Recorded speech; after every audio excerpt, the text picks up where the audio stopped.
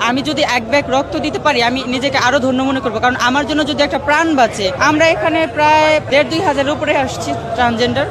অনেকে আছে আমাদের ঘৃণা করে, আমাদের অবহেলা করে, আমরা কাউকে অবহেলা করি না। আমরা মানুষের পাশে দাঁড়াই।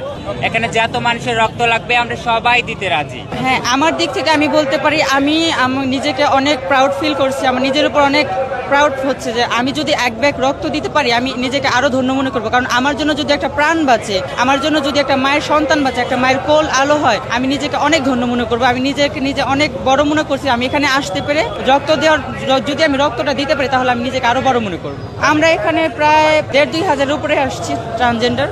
প্রায় এসেছি যে উত্তরায় যে দুর্ঘটনাটা ঘটেছে, বাচ্চারা মারা গেছে, অনেক বাচ্চারা আহত আছে। আমরা এসেছি রক্ত দেওয়ার জন্য।